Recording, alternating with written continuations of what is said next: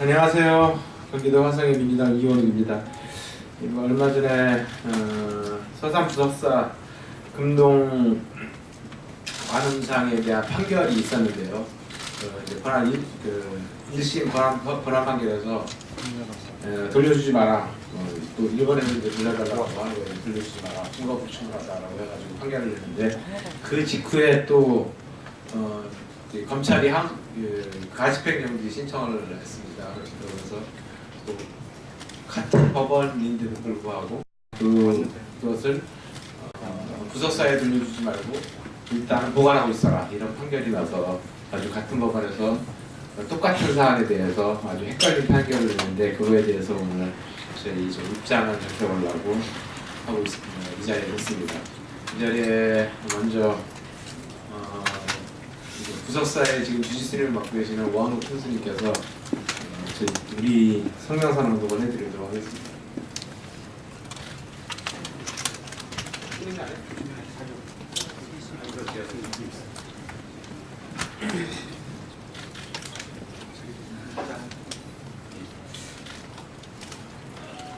서산부석사 관세무살상 판결에 대한 우리의 입장.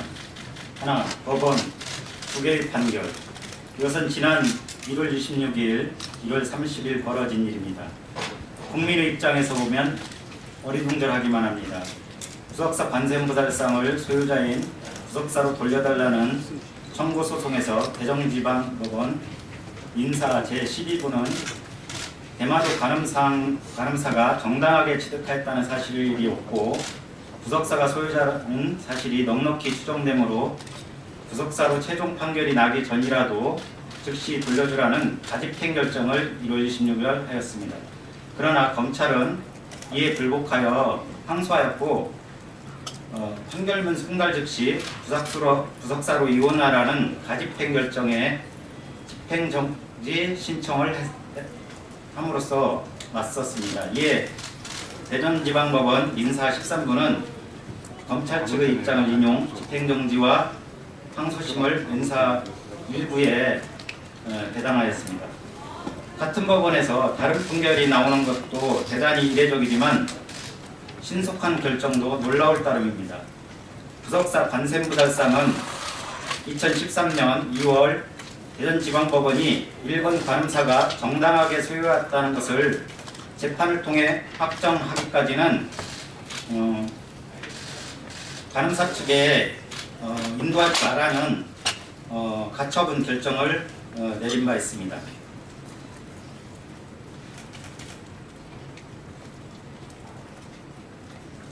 2017년 1월 1심 판결이 있기까지 2번의 변론 조정과 현장 검증 그리고 3번의 증인신문, 사실조회 등 총 7회의 재판 과정을 거쳐 판결이 이루어졌습니다. 재판부 배당도 4월, 소송 접수에서 7월, 변론기일 조정까지 3개월여 기간이 소요될 정도로 중요한 사안이었습니다. 그러나 민사 13부는 항소심 배정과 집행정지 결정을 설 연휴를 제외하면 벌과 하루 만에 결정할 정도로 다급하게 결정하였습니다. 우리는 그 이유가 궁금하지만 집행정지 결정문 송달은 검찰의 언론 발표 이후인 2월 2일 이후에 강제 집행은 항소심 판결 선고 시까지 이를 정지한다라는 내용의 그 판결문을 받아보았습니다.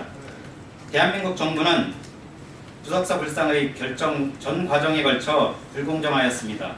2014년 대전지방검찰청이 문화재청에 의뢰하여 조사한 불상 재감정 조사보고서는 부석사와 부석사 불상공안위원회의 참여 요청을 배제한 채 이루어졌습니다. 그리고 이에 대한 정보 공개도 수차례 기일 연장을 하다가 2016년 2월 정보공개 촉구 기자회견 직전에야 허용하였습니다.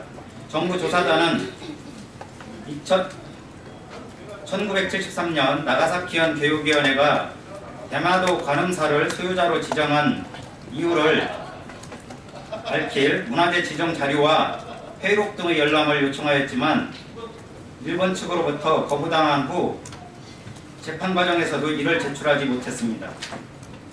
소유자로 지정하였다면 취득 경위가 있을 것이고 1970년대 일본 학계에서 발표한 외부에 의한 일방적 청구, 즉 외부에 의한 약탈에 대한 소명 자료를 제출받아야 할 책임은 정부에 있었습니다.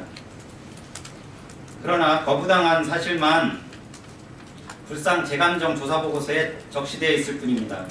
우리는 이러한 이례적이고 신속한 결정이 26일 재판 직후 일본 정부의 유감 표명과 신속하게 불상이 일본으로 반환되도록 한국 정부 측에 적절한 대응을 요구해 나갈 것이라는 아베 정부의 요청에 부응한 결과가 아니길 바랄 뿐입니다. 1월 26일 교토통신은 한국 정부의 항소는 일본 측을 배려했다는 기사를 보도한 바 있습니다. 배려가 사실이라면 한국 정부는 누구의 정부냐는 비판에 직면할 수밖에 없다고 생각합니다. 강제집행 정지 사유도 언론의 보도에 따르면 불상의 도난 우려, 상급심 번복 가능성 판결 후 패소의 어려움 등 일본 측의 재판 참여 등을 고려했다는 점에 올라올 따름입니다. 제12부 재판부는 충분한 검토와 사실 확인 등을 통해 부석사가 공안하는 데 문제가 없음을 판결하였고 부석사는 더욱 안전한 보관과 예경을 위해 수덕사 선고박물관으로 우선 보관을 준비하였습니다. 그러나 제13부는 이에 대한 원고 측의 소명이나 사실 확인도 거치지 않고 다급하게 판결함으로써 공정성을 심각하게 잃고 있습니다. 더구나 최종 판결은 번복될 경우 사찰 측이 불상을 내주지 않을 것이라는 가정 아래 판단한 것으로 부석사는 물론 불자들의 잠재적 범죄자로 이렇게 전제한 아래 이루어진 것으로 심각한 인식이라 아니할 수 없습니다. 이에 우리는 하나의 법원 두 개의 판결이라는 결과 앞에 제13부의 판결의 근거가 무엇인지 공개해 줄 것을 요구합니다. 또한 항소심 재판 과정에서 일본 측의 적극적인 참여와 소명이 이루어질 수 있도록 정부의 노력을 촉구합니다. 특히 1973년 나가사키현 문화재로 지정될 당시의 자료와 그 과정을 공개해 주기를 요구합니다. 1심 재판 과정에서 피고인 정부는 어떠한 증거를 제출하거나 증인을 신청하지 않았던 점을 반성하고 역사의 실체를 밝히는데 최선을 다해줄 것을 다시 한번 촉구합니다. 무엇보다 역사의 진실 앞에 떳떳한 정부, 역사의 정의가 이루어지는 판결을 요구합니다. 2017년 2월 7일 서산부석사 관세음보살상 제자리 공안위원회. 네, 이 자리에는 문화재환수 국제연대에서 같이 활동을 하고 있는 이상준 대표님도 함께하고 계시고요. 대학생 청년들이 문화재환수를 위해서 아주 함께 같이 싸워주고 있는 청년들이 있습니다. 여러분 청년 대표의 말씀을 한번 들어보도록 하겠습니다. 안녕하십니까. 대학생과 함께 더 나은 내일을 꿈꾸고 있는 밝은사회 포럼 대표 최정욱입니다. 제자리를 떠난 문화재는 의미가 많이 퇴색되어집니다. 문화재는 문화재가 있어야 할 곳, 즉 제자리에 있을 때 그 의미와 가치가 가장 빛나게 됩니다. 우리가 팔만대장경을 보면서 몽골에 맞서 항쟁하던 고려를 보게 되고 훈민정을 보면 세종대왕과 지편전 학자들이 있던 조선을 보게 되듯 문화재는 단순한 물건이 아니라 스스로의 어깨너머로 우리에게 그 시대의 역사를 보여주는 역사의 창입니다. 해외에 반출되어 있는 우리 문화재들이 제자리로 돌아가지 못한다면 미래 세대에게 역사는 일부 교과서에서만 보았던 이야기이자 책에 새겨진 글자에 불과해질지도 모릅니다. 그렇게 정부와 정치권에서도 미래 세대를 위해 문화재 환수에 대한 적극적인 지원과 제도권에서 제 역할을 해줄 것을 촉구합니다. 마지막으로 부석사 금동 보살좌상이 제자리를 찾아가길 바라며 세계 모든 문화재가 제자리를 찾을 때까지 대학생들과 함께 이 여정에 동참하겠습니다. 감사합니다. 이상준 대표님 한 말씀 하시겠습니까? 네.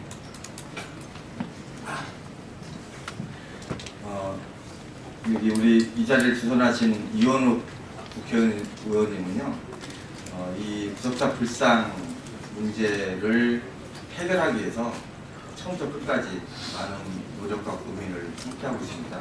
아마 그런 이유로 이 자리를 마련해 준 걸로 알고 있고요.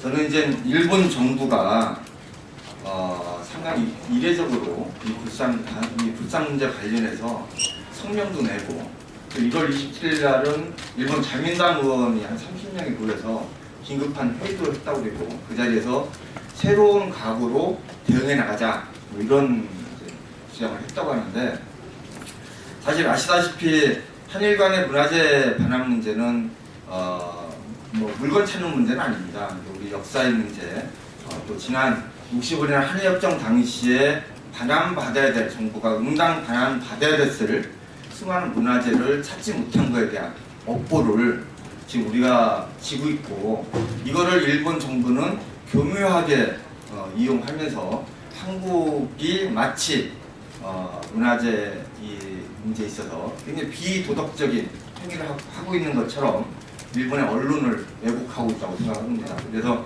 저희는 부석사 불상의 반환을 계기로 무엇보다 일본 정부에 요청하는 것은 약 40%에 달하는 한반도 유래 문화재 중에 약 40%에 달하는 문화재가 일본에 지정문화재로 등록됐는데, 이에 대한 희독 경위를 분명히 밝혀줄 것을 요청합니다. 이거는 국제기구의 모두의 공통적인 원칙입니다. 반드시 밝혀줄 걸 요구하고 있고요. 이 재판의 가장 큰 핵심은 취득 경위를 일본이 밝히면 되는 겁니다. 일본이 어떤 경위료를 취득했는지를 명명백백하게 밝히고, 특히 73년 나가사키 현이 대마도 관음사를 소유자로 지정했던 이유, 선의의 취득인지 작물인지 아니면 약탈인지 아니면 구입인지, 이 경위를 밝히면 모든 것이 끝나게 돼 있습니다. 그러나 이거를 밝히지 않는 일본 정부, 또 나아가 이거를 밝히려고 노력하지 않는 한국 정부의 태도, 대단히 문제 있다고 생각합니다. 그래서 이를 바로 잡는 것들을 저는 제 항소심에서 하려고 지금 준비하고 있습니다. 끝까지 국민 여러분들이 응원해 주시길 바랍니다. 감사합니다. 네, 기억을 더듬어 보면은 워낙 오래된, 벌써 4년 넘게 끌어온 일이라 약간 좀 기억이 안 나실 것 같아서 기억을 더듬어 보시면 약간 어렴풋이나마 기억이 나실 텐데요. 어떤 연고인지 대마도에 있는 관음사에 금동미륵 좌상이 있었습니다. 그것이 이제 1970년대에 복장유물을 배를 뜯어보니 뱃속에서 부석사에 있었던 인물이었다라고 하는 것들이 나오기 시작을 했죠. 그리고 그거를 2012년인가 2013년인가에 한국의 어떤 분이 한국에 갖고 나옵니다. 정식 통관 절차를 통해서 갖고 나왔어요. 갖고 나와가지고 그런데 이제 관음사에서는 절도를 했고 통관 절차를 통해서 갖고 나왔고 뭐 이렇게 돼서 한국까지 오게 됐는데, 그걸 일본에서는 야 너네들이 훔쳐갔으니까 그걸 내놔라라고 했던 거였고, 그리고 우리 한국 측이나 부석사 저희들 문화재 찾기 문화재 환수 국제연대에서는 그것이 아니고 애초에 너네들이 이걸 가져간 것은 약탈이라고 볼 수뿐이 없다. 그 당시 고려사라든가 아니면 조선사회를 봐도 일본의 외부의 침략들이 굉장히 많았던 지방이었고, 서산 부석사가 조선 왕실 의궤에도 조선사 실록에도 나오는 그 약탈의 친구가 있어요. 외부의 침략들이 있었던 거였기 때문에 그때 가져갔을 것이고, 그래서 라고 우리는 추정을 하는데, 너네들이 그러면 그 당시 가져가지 않고 제대로 이거를 구입했든지 어떤 정상적인 경로를 통해서 입수했다라고 하는 것을 밝혀라. 그것이 증거다. 그러면 돌려주겠다라고 하는 것이 이번 재판의 취지입니다.